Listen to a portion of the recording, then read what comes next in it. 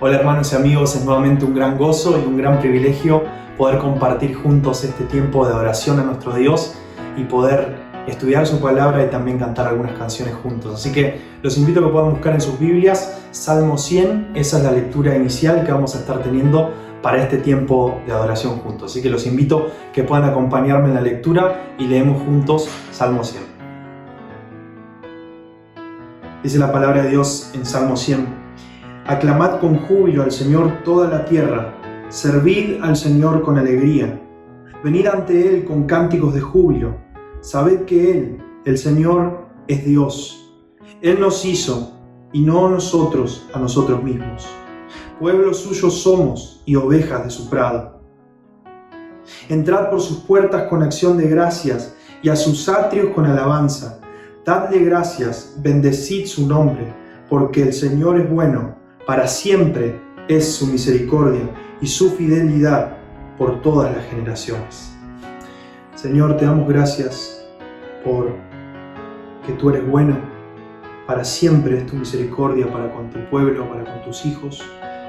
Te amamos, te damos gracias y queremos venir en comunión, Señor, este tiempo a adorarte, a glorificar tu santo nombre porque tú eres digno, Señor.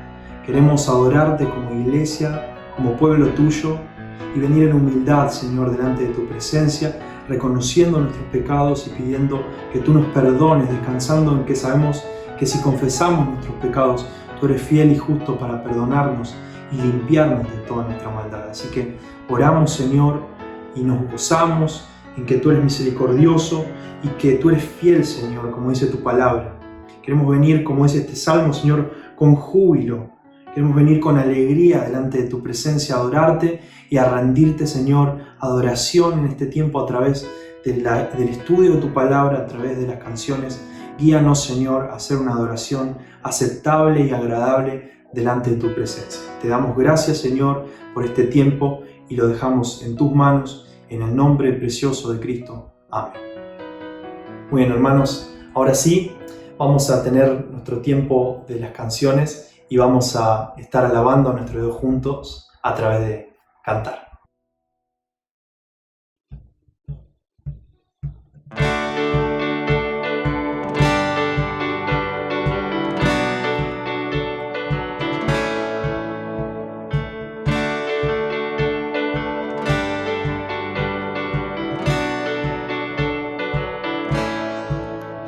Las cadenas de la muerte me quitó. Para mí ya no hay condenación, hay libertad. Libertad. Siendo esclavo del pecado me libró. En la cruz compró mi redención, mi libertad.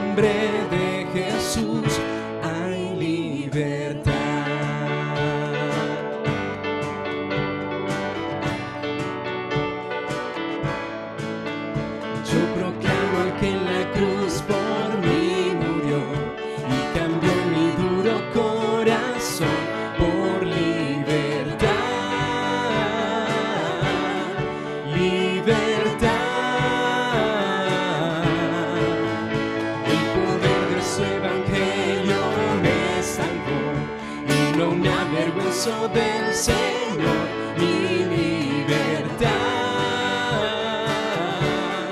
libertad.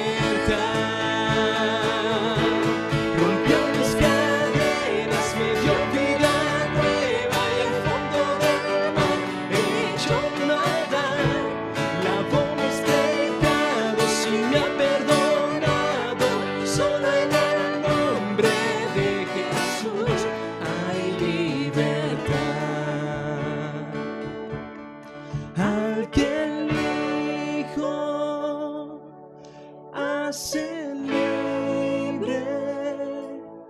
y es libre en verdad. Al que el Hijo hace libre, y es libre en verdad. Al que el Hijo hace libre, y es libre en verdad. Al que el Hijo hace libre, y es libre en verdad. Rompió mis cadenas, me dio vida nueva y al fondo del mar echó mi maldad. Lavó mis pecados y me ha perdonado, solo en el nombre de Jesús. Rompió mis cadenas, me dio vida nueva y al fondo del mar echó mi maldad. Lavó mis pecados y me ha perdonado, solo en el nombre de Jesús hay libertad.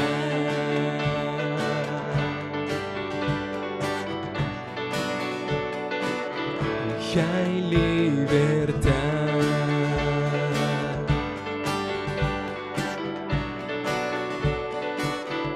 Y hay libertad. Amén. Tenemos que exaltar el nombre del Señor. Y de eso exactamente habla la alabanza que vamos a cantar. Eternamente exaltado sea el nombre de Jesús. Cantemos.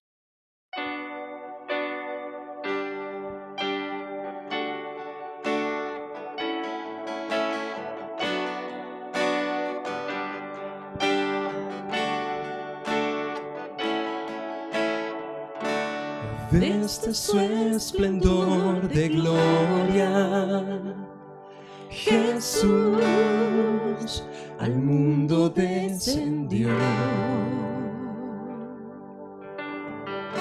Tomó la forma de un siervo. Jesús en la cruz murió. Quiso Dios quebrantarle como ofrenda de expiación. Cumplió toda justicia y en victoria resucitó.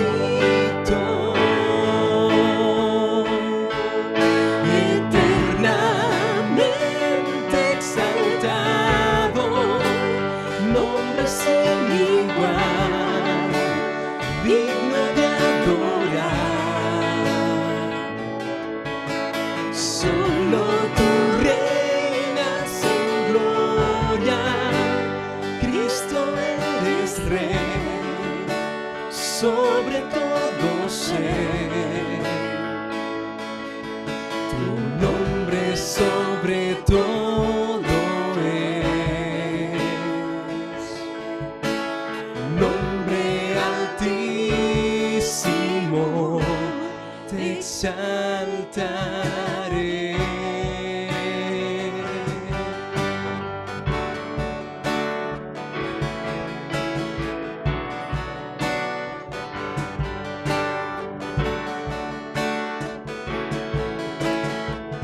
La tumba ya está vacía. Jesús, Cordero que venció. El cielo a una voz le adora. Jesús, el Padre lo exaltó.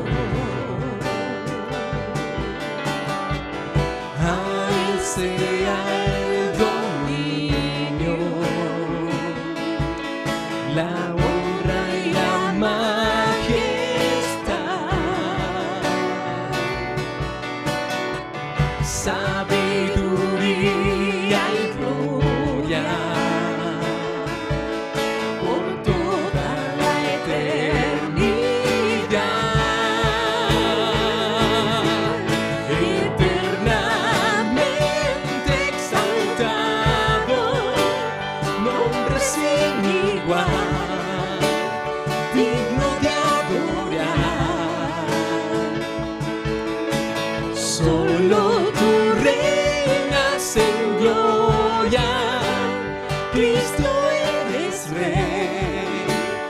sobre todo ser, tu nombre sobre todo es, nombre altísimo, te exaltaré.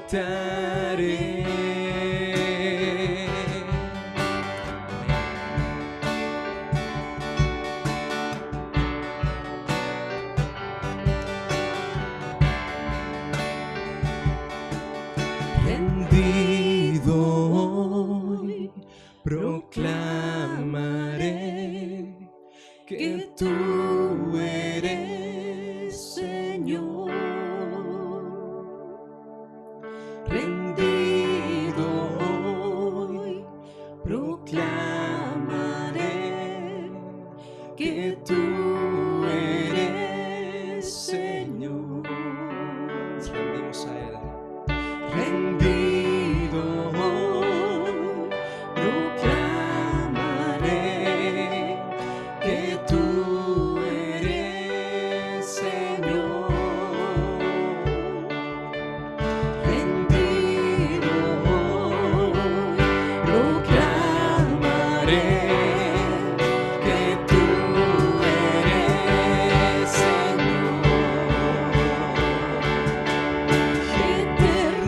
Eternamente exaltado, nombre sin igual, digno de adorar. Eternamente exaltado, nombre sin igual, digno de adorar. Solo tú reinas en gloria, Cristo eres Rey, sobre todo ser, tu nombre sobre todo es, nombre altísimo, te exaltaré.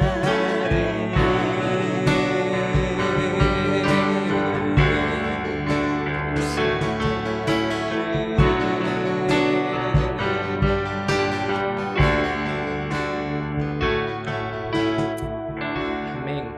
Exaltamos el nombre de Jesús porque no hay otro nombre dado a los hombres como el suyo. Alabado sea Él. Por eso nosotros cantamos de su gracia. Fue su gracia la que nos salvó. Fue su gracia la que nos dio la oportunidad de conocerle, de acceder al Padre y de saber que tenemos una esperanza viva como ninguna otra. Alabémosle. Amén. Siendo yo un gran pecador,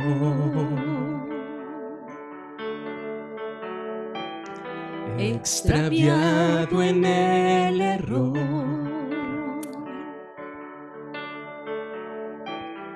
incapaz fui de quitar la culpa que cargaba mi corazón. Tu gracia, ¿quién puede medir? Tu amor no tiene un igual. Cuando perdido estaba yo, viniste a mi encuentro, mi Salvador. Fue tu gracia que mi vida renovó. Fue tu gracia que mi deuda canceló. Fue tu gracia que de muerte me llevó a vivir para tu gloria, oh Señor.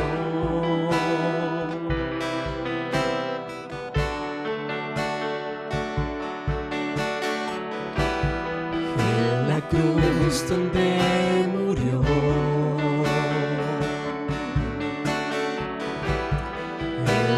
perfecto Hijo de Dios. La sentencia Él sufrió, la que yo merecía. Por mi maldad fue tu gracia que mi vida renovó. Fue tu gracia que mi deuda canceló. Fue tu gracia que de muerte me llevó a vivir para tu gloria, oh Señor. Te alabamos, Señor. Solamente tú eres digno. Es tu gracia la que nos sostiene, Padre. Te alabamos porque eres tú quien nos ha concedido el don de la vida eterna. Alabado sea tu nombre. Asombrosa es tu gracia, Señor. Admirable es tu amor. Solamente tú eres Dios y es tu gracia la que nos ha traído hasta acá. Alabamos, Padre. Amén. Tu gracia me ha traído aquí. De rodillas ante ti. Maravillado al contemplar que a tu Hijo entregaste en mi lugar. Fue tu gracia que mi vida renovó. Fue tu gracia que mi deuda canceló. Fue tu gracia que de muerte me llevó a vivir para tu gloria, oh Señor. Fue tu gracia que mi vida renovó. Fue tu gracia que mi deuda canceló. Fue tu gracia que de muerte me llevó a vivir para tu gloria, oh Señor.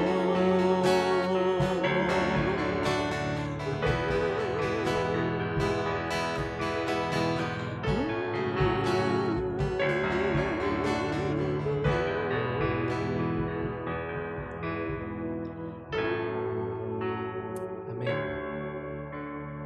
Su gracia no tiene igual y es su gracia la que nos ha traído hasta acá. Vamos a orar.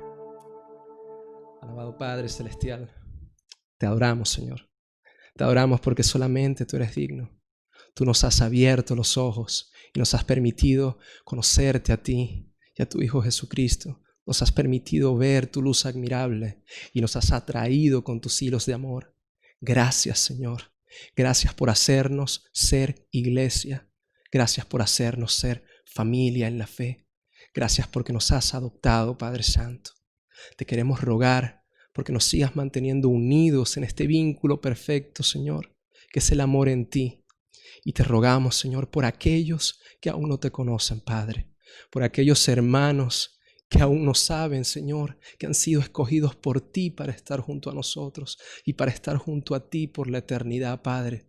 Te rogamos, Señor, que si de ellos alguno está escuchando en este momento, está viendo en este momento este hermoso culto que hacemos en servicio a ti, Padre, que sus corazones sean conmovidos por tu gracia, conmovidos por tu Espíritu Santo y que seas tú obrando, Señor.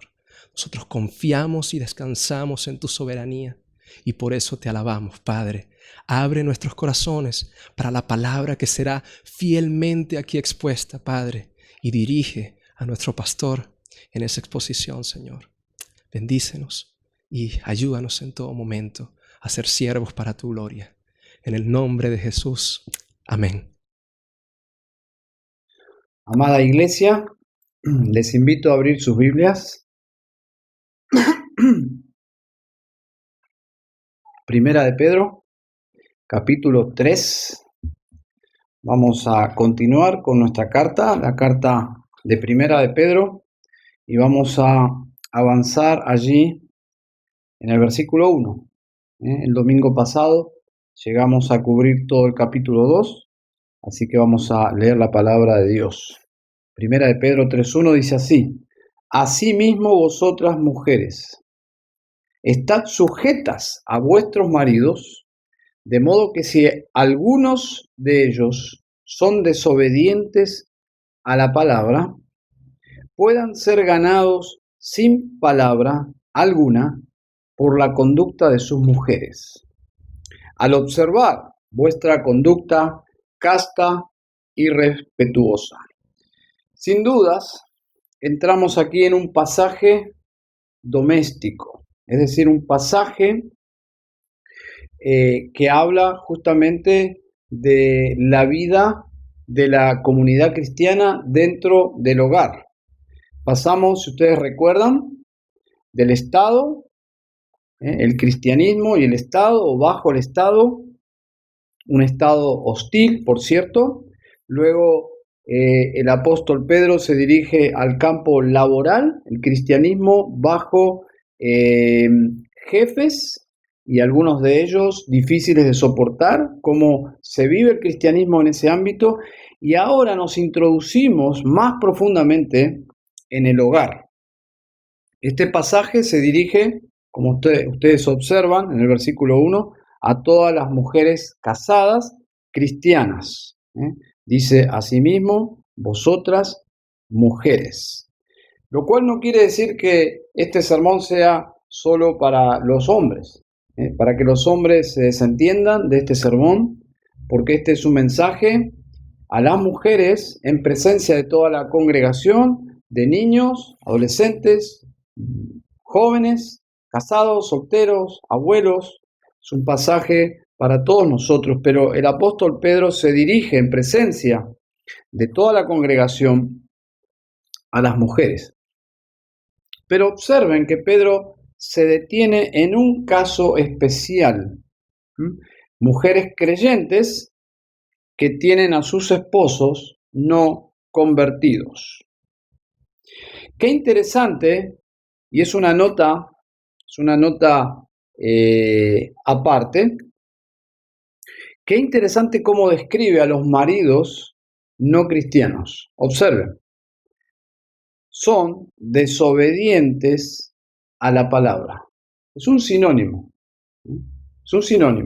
No cristiano igual a desobediente a la palabra. Es decir, la evidencia de que alguien es realmente un cristiano, un convertido, es la obediencia a las Escrituras.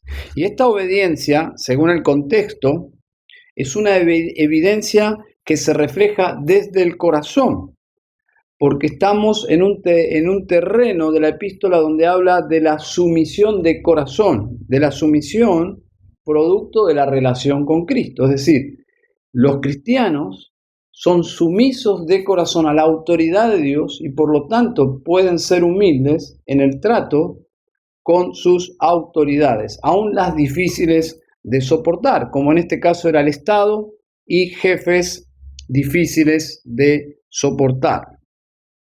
Es decir, por creer en el Evangelio de Cristo, por venir en un arrepentimiento de corazón a los pies de Cristo, ese cuadro precioso de un pecador derrumbándose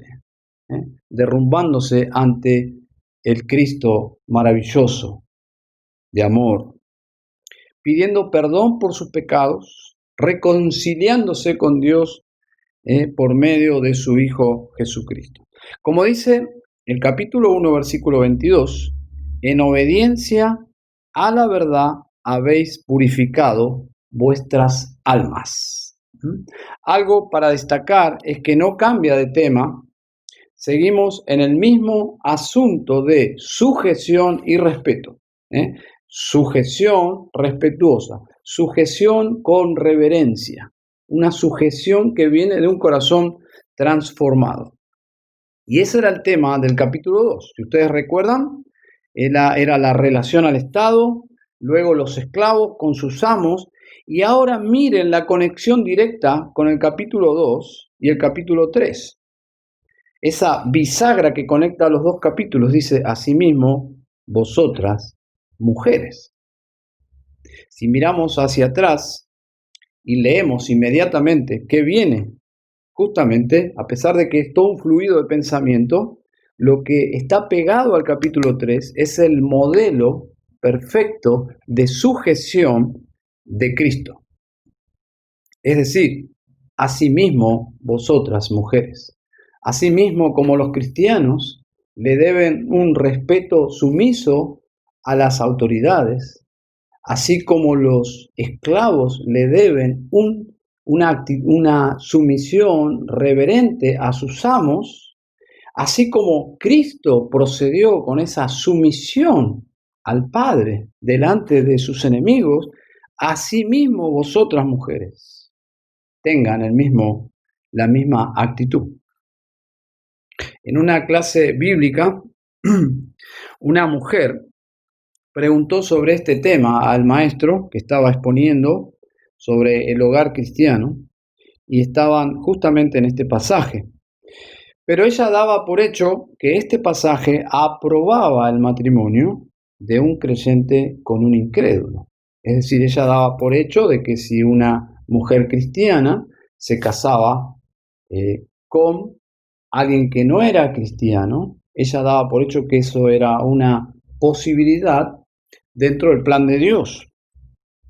Pero este pasaje no habla de ese proceder.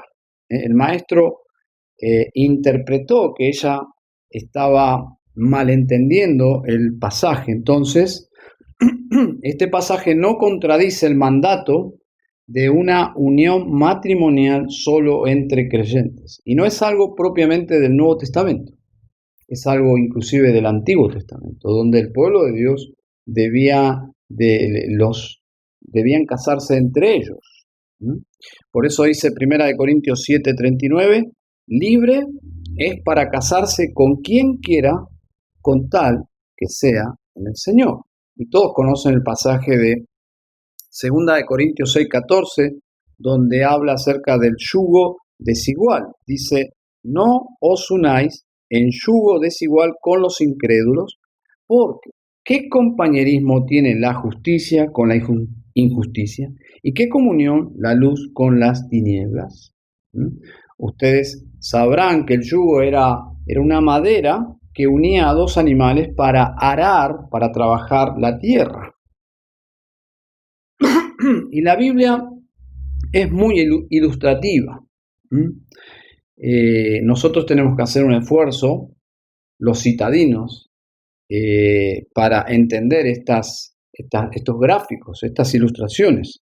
Pero la gente de campo sin dudas entiende rápidamente lo que está comunicando. Pero en Deuteronomio 22:10 dice, no ararás con buey y con asno juntamente. Es decir, la ley prohibía un asno y un buey unidos por esa madera, por ese yugo. Ahora, usando un poco la imaginación, podríamos pensar, ¿qué pasaría si haríamos la prueba? Si desafiamos la ley de Dios y colocamos a un buey y un burro juntos, ¿qué pasaría? Bueno, en primer lugar, el trabajo no se lograría. No se podría arar la tierra. Pero en segundo lugar, esos dos animales se lastimarían mutuamente. Y una vez escuché, y esto tómelo con pinzas, porque no lo chequeé, pero una vez escuché que el aliento de uno hacia el otro llegaría a matarlo. No sé si es el burro al buey o el buey al burro, no lo sé. Pero sería, en términos prácticos, una asociación que Dios prohíbe. La esposa de Tim Keller, Kathy Keller, escribe algo interesante que quiero citar. Dice, como alternativa, sería interesante que algún cineasta creativo estuviera dispuesto a recorrer todo el país filmando a personas que viven con el terrible dolor de estar casado con un no creyente y crear unos cuantos videos cortos de testimonios de primera mano. El peso colectivo de sus historias sería de mayor alcance en todo sentido que lo que jamás sería cualquier conferencia de segunda mano. Interesante. Agrega el testimonio de una mujer desobediente, frustrada con su matrimonio en yugo desigual. Y cito,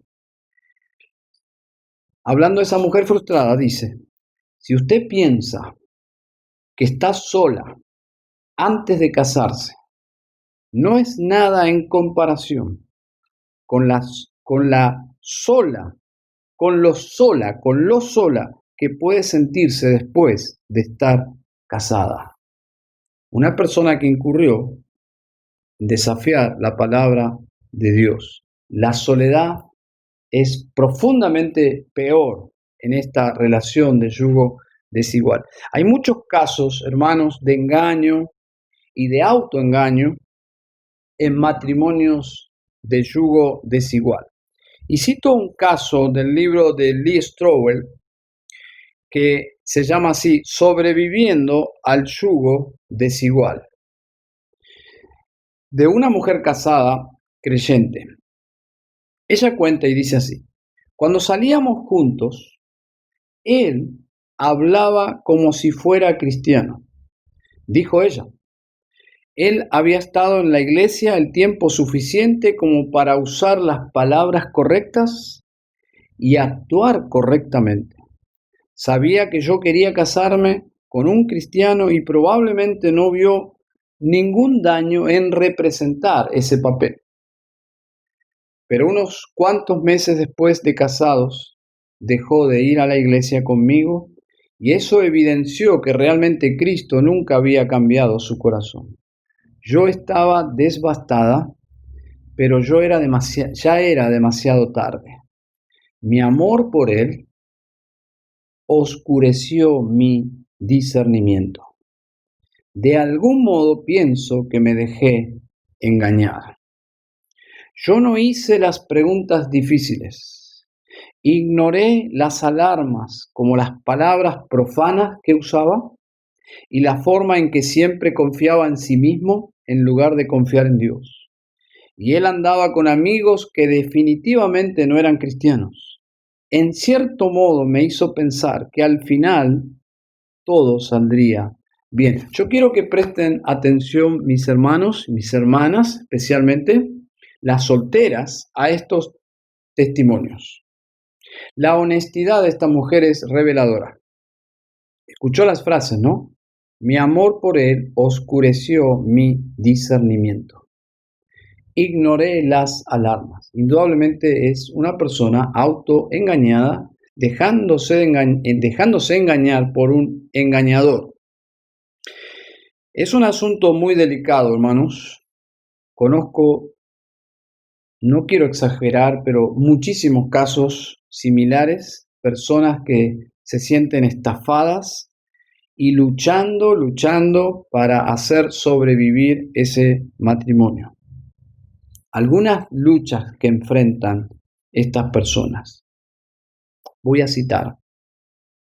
Esto sale de pensar en todo lo que oí en consejería. Anhelan unidad espiritual, pero sienten mucha soledad. Eso trae un yugo desigual. Comparan su matrimonio con matrimonios cristianos y luchan, y esto es muy triste, pero luchan con una envidia secreta por esa comparación. Se sienten frustrados porque su cónyuge no cambia y luchan con el enojo. Inclusive luchan con el enojo contra Dios.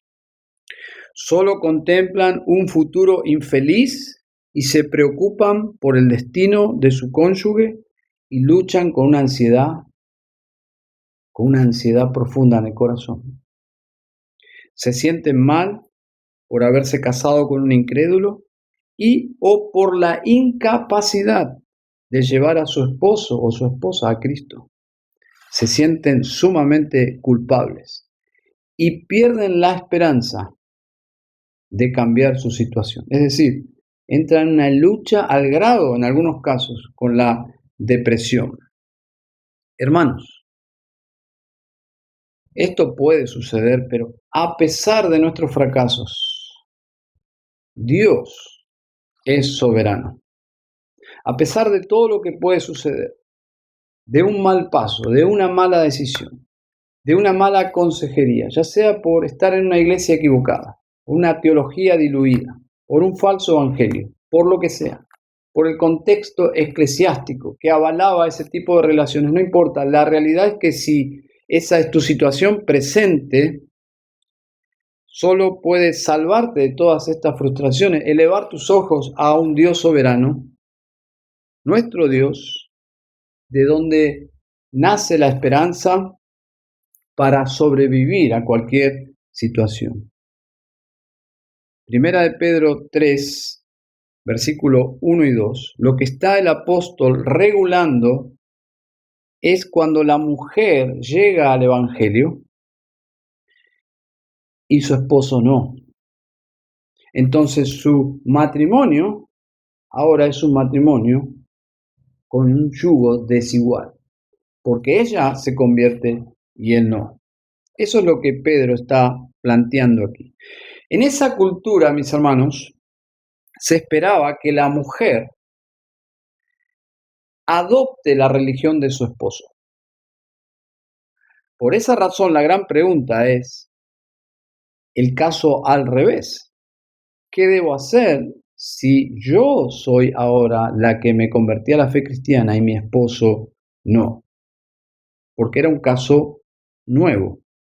Esta pregunta está respondida en esta porción bíblica y añade cómo debe proceder la mujer cristiana, la mujer que se ha convertido y su esposo no.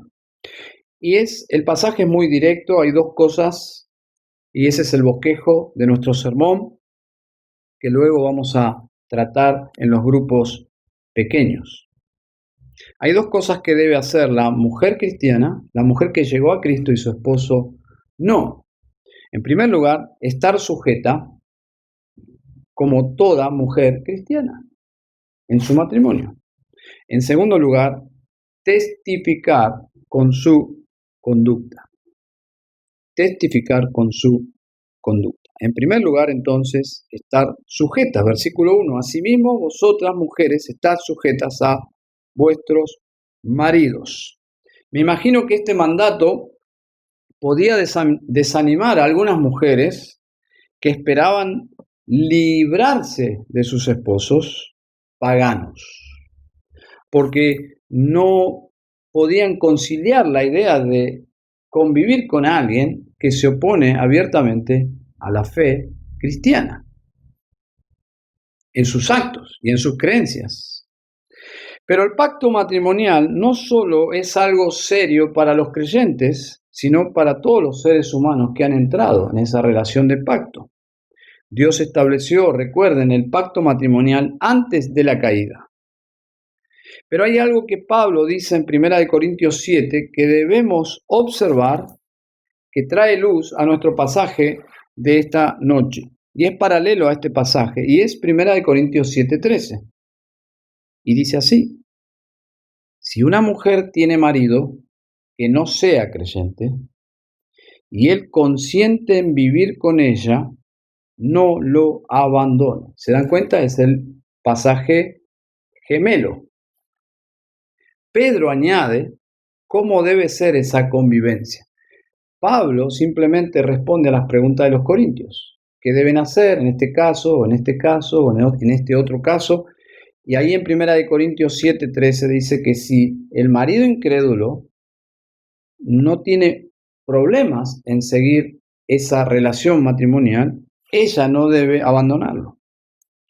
Entonces, El rol de la mujer en el matrimonio es de ayuda, ayuda idónea, complemento, pero jamás de liderazgo, ni siquiera cuando el marido no es cristiano, porque la mujer creyente no debe asumir el liderazgo del matrimonio, aún siendo ella creyente y su esposo no. Entonces, indudablemente, bajo esas condiciones, la relación de sumisión se empeora. Pero es lo que viene tratando en capítulo 2, una relación de sumisión a una autoridad injusta. Es el mismo asunto. Y solo para repasar, sin ahondar en detalles, en primer lugar, que la esposa se sujete al marido no implica que ella es inferior.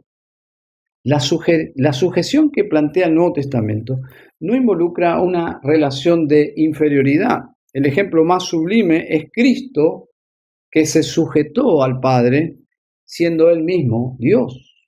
Por lo tanto, tenemos que escapar de esa idea equivocada. Y que la esposa se sujete al marido no implica que ella está limitada en su desarrollo como persona. Y este es el mensaje sutil del feminismo, que ataca directamente la institución familiar que plantea Dios, el creador de la familia. Por lo tanto, ella puede desarrollarse como persona en el vínculo familiar, en su rol de esposa. Entonces, la mujer debe permanecer en su matrimonio. El Señor la encontró allí, la encontró casada con este hombre que está muerto espiritualmente.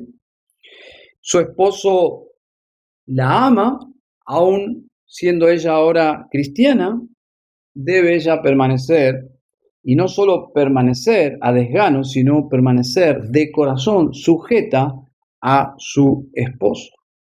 Y permítanme agregar algo de información paulina en este asunto. Recuerden que Pedro escribió 10 años después de la primera carta a los Corintios. Entonces, estoy seguro que ellos tenían una copia de esa carta. Entonces, leo 1 Corintios 7:13. Y si una mujer tiene marido que no sea creyente, y él consiente en vivir con ella, no lo abandone. Muy directo, muy claro la consigna. Pero luego agregan el versículo 14. Porque el marido incrédulo es santificado en la mujer, y la mujer incrédula en el marido. Pues de otra manera vuestros hijos serían inmundos, mientras que ahora son santos. Bueno, yo no quiero explicar este pasaje porque estoy predicando en primera de Pedro, pero el concepto es el siguiente. Si la mujer creyente cumple su parte en el matrimonio, siendo fiel al Señor, su esposo será santificado. No sé todo lo que eso implique, pero está refiriéndose a una relación que puede influenciar a su esposo en camino a la salvación, lo que puede llevarle a ser un cristiano como ella. Aunque Pablo, y esto es así, Pablo lo dice claramente, no es seguro, porque la salvación es del Señor. Por lo tanto, si traemos ese principio a la carta de Pedro, aun cuando Dios quiere que la mujer cristiana se comporte de esta forma, no significa que su esposo sí o sí va a llegar a la salvación. Simplemente significa que esa es la manera de agradar a Dios. Pero agrega un detalle, 1 Corintios 7, agrega también una influencia sobre los hijos. Ellos serán influenciados por su madre piadosa. De otra manera, vuestros hijos serían inmundos, mientras que ahora son santos. Es un lenguaje que no comprendemos profundamente, pero ahí lo que comunica básicamente es que la presencia de ella como cristiana hace una gran diferencia. Sin la presencia de ella en el hogar, esos hijos no tendrían ningún acceso al Evangelio, solo estarían bajo la influencia de paganos, en este caso el padre o la madre, que fuese cristiano. Entonces, por esa razón, el cristiano debe permanecer, porque es una misión, siempre y cuando el incrédulo desee permanecer en esa relación. Es una razón más para perseverar en esta relación difícil, mixta, pero difícil, porque el esposo incrédulo necesita a Cristo y los hijos necesitan a Cristo. Entonces este pasaje responde esa pregunta, porque es lo que sucedió en muchos casos. Por eso Pedro lo trata. Mujeres que llegan a la fe y sus esposos siguen en el paganismo. ¿Qué debemos hacer?, preguntan ellas, y Pedro menciona dos cosas. En primer lugar, manténganse en sujeción, como toda mujer cristiana. Pero en segundo lugar, testifica con tu conducta. Versículo 1 dice asimismo: vosotras mujeres estad sujetas a vuestros maridos, de modo que si algunos de ellos son desobedientes a la palabra, puedan ser ganados sin palabra alguna por la conducta de sus mujeres. Está muy claro aquí, la conducta será el método elocuente, efectivo, el método evangelístico que podría alcanzar al esposo para Cristo. Y quiero leer un testimonio de un empresario cristiano norteamericano, Patrick Morley. Él cuenta su historia y es muy llamativa. Él dice así: mi esposa se casó conmigo porque la convencí de que yo era un verdadero cristiano. Entre paréntesis, es similar al testimonio que leí antes. Por lo tanto, son historias que se repiten. Continúo el testimonio.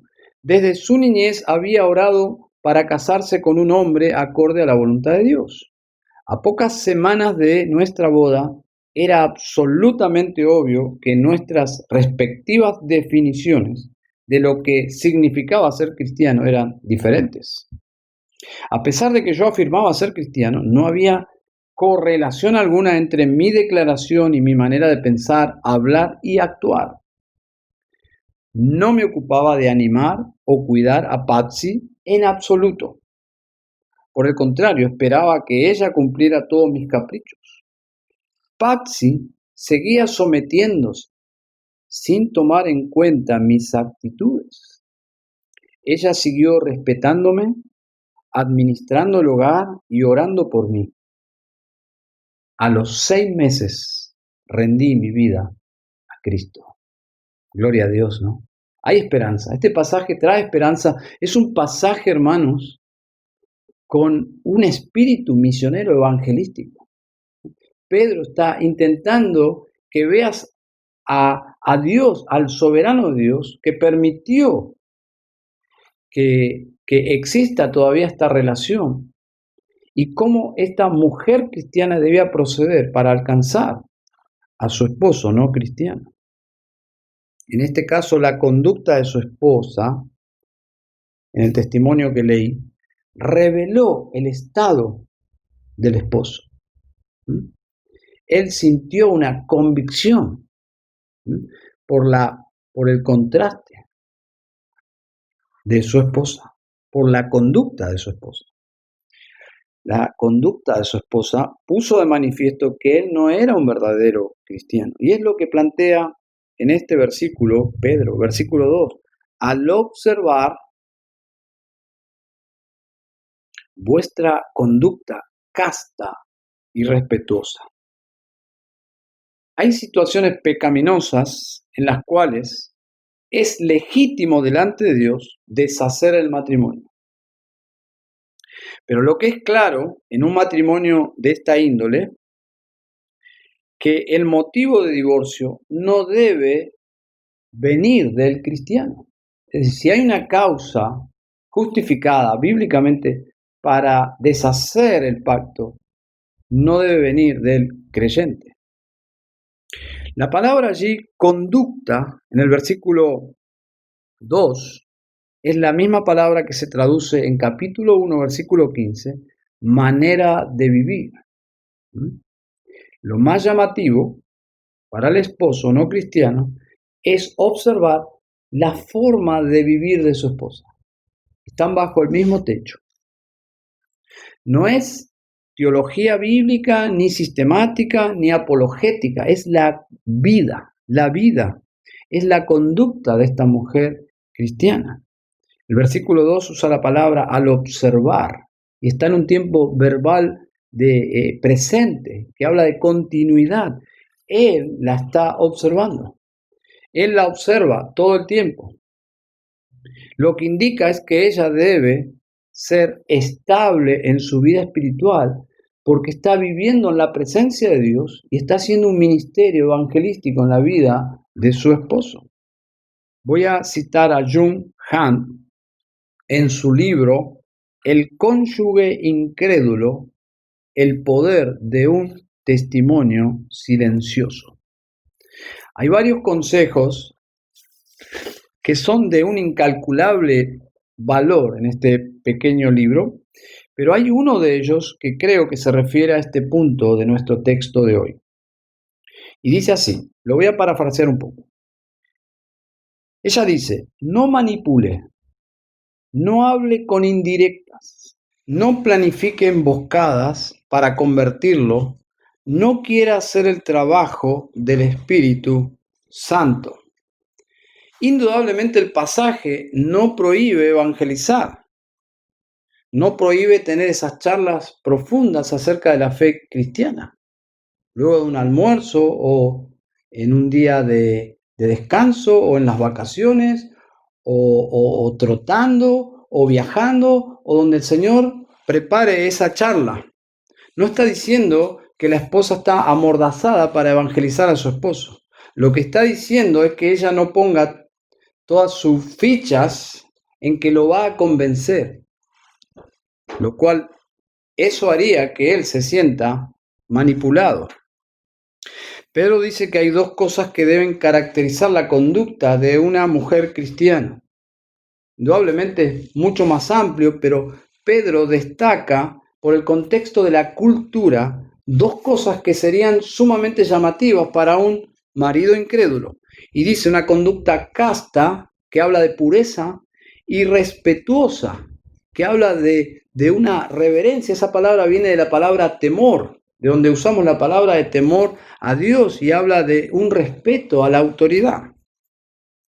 Ya sea cristiano o no, es la actitud de una mujer hacia su esposo. Entonces, entre paréntesis, la limitación de esa sumisión es justamente la autoridad de Dios. Debe obedecer siempre y cuando el marido no la quiera llevar al pecado. Cuando las cosas en esta clase de matrimonio se ponen muy feas, hay que hacerse estas preguntas. La mujer creyente debe hacerse esta pregunta. ¿Es tu comportamiento casto o estás pecando por tu mal comportamiento? ¿Es tu comportamiento respetuoso o estás sufriendo como consecuencia de tu arrogancia, tu falta de sumisión? Y podemos sumar el principio que dice Pedro 2:20. Pues qué gloria es si pecando sois abofeteados y lo soportáis. Aplicado a las mujeres, qué gloria le da a Dios si pecando sois abofeteadas y lo soportáis. En esos días las mujeres no tenían muchos más derechos que los esclavos. Pedro dice, mas si haciendo lo bueno sufrís y lo soportáis, esto ciertamente es aprobado de parte de Dios. Este pasaje responde a la pregunta, ¿qué sucede conmigo ahora que yo me he convertido y mi esposo no? ¿Qué hago? ¿Qué hago siendo que mi esposo es un pagano, romano, griego? Bueno, Pedro dice, estad sujetas, como toda mujer cristiana, en su rol dentro del matrimonio. Y en segundo lugar, predica sin palabras, con tu conducta. La esposa debe hacer su parte, confiando que Dios puede tener misericordia de su esposo porque la salvación es del Señor. Ahora, hermanos, hay casos, hermanas, quizás estás en esta condición. Hay casos donde Dios libera a mujeres de sus esposos incrédulos, convirtiéndolos, ¿eh? Los muda en otro hombre. Y ya no es ese esposo que estaba muerto en sus delitos y pecados. Ahora tiene vida, ahora hay unidad espiritual. Qué hermoso cuando eso sucede. Pero lamentablemente no siempre sucede. Hay casos donde Dios libera a mujeres de esposos paganos porque sus esposos las abandonan y allí se rompe el pacto. El creyente debe aceptar esto como de parte de Dios. No debe insistir. En un sentido, lo que Pablo enseña en 1 Corintios 7, 15 y 16. Dice, si el incrédulo se separa, traducido es, si el incrédulo se quiere ir, se quiere divorciar, ya no te ama, se quiere ir, dice, sepárese, pues no está el hermano o la hermana, aquí habla de, puede ser cualquiera de los dos casos, no están esos creyentes sujetos a servidumbre en semejante caso, sino que a paz nos llamó Dios. Es decir, Dios trae paz a la vida de ese cristiano al permitir que el incrédulo se vaya del hogar. Y luego, Pablo dice en 7:16 de 1 Corintios, porque ¿qué sabes tú, oh mujer, si quizá harás salvo a tu marido? ¿O qué sabes tú, oh marido, si quizá harás salvo a tu mujer? Lo cual está diciendo es que no insistas con algo que lo más seguro que venga de Dios. Dios te está llevando a una situación de paz, te está liberando de un matrimonio de yugo desigual. Que el Señor bendiga su palabra, que el Señor ayude a su iglesia.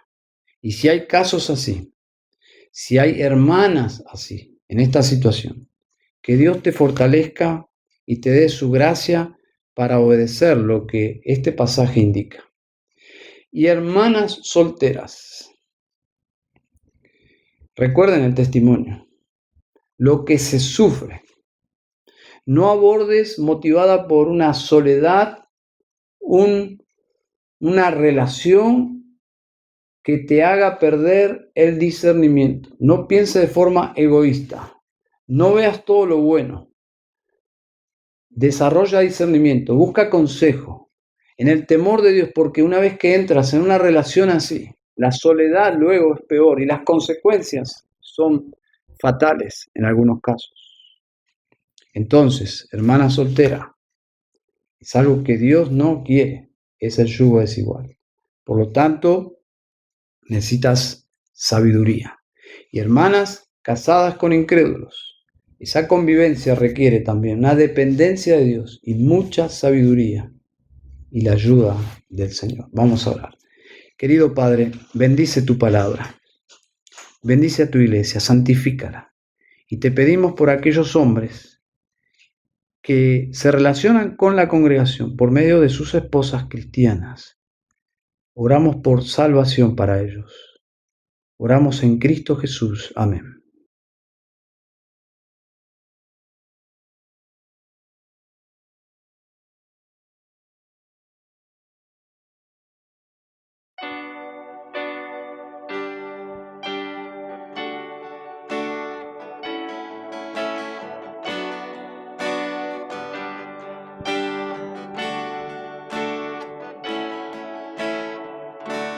Desde su esplendor de gloria, Jesús al mundo descendió. Tomó la forma de un siervo. Jesús en la cruz murió. Quiso Dios quebrantarle como ofrenda de expiación. Cumplió toda justicia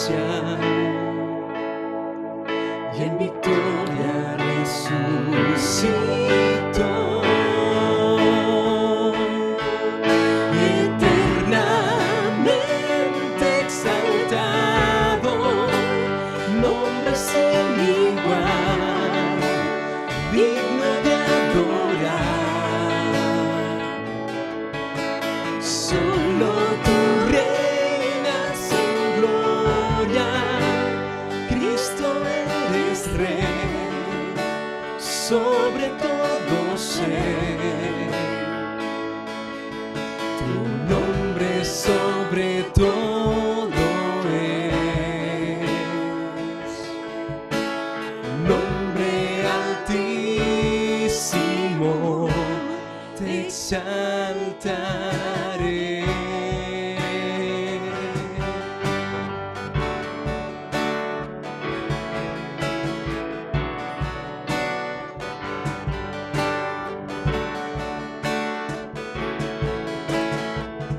La tumba ya está vacía.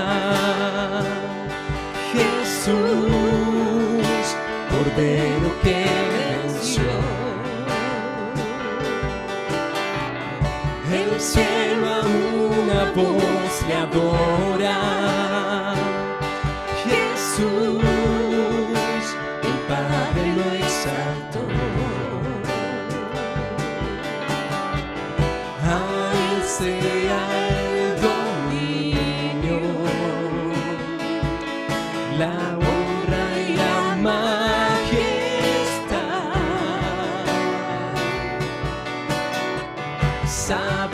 sabiduría y gloria por toda la eternidad.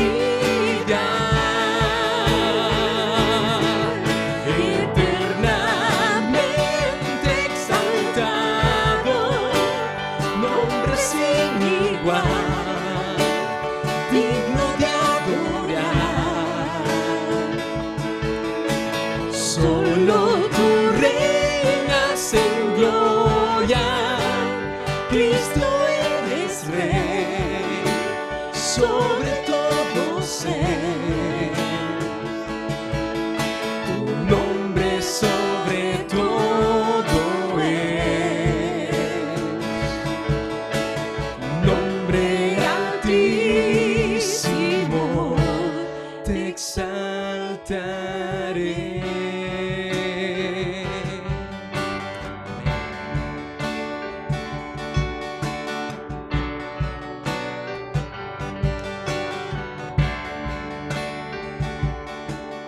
Rendido hoy, proclamaré que tú eres Señor. Rendido hoy, proclamaré que tú eres Señor. Nos rendimos a Él. Rendido hoy, proclamaré que tú eres Señor. Rendido hoy, proclamaré que tú eres Señor. Eternamente exaltado, nombre sin igual, digno de adorar.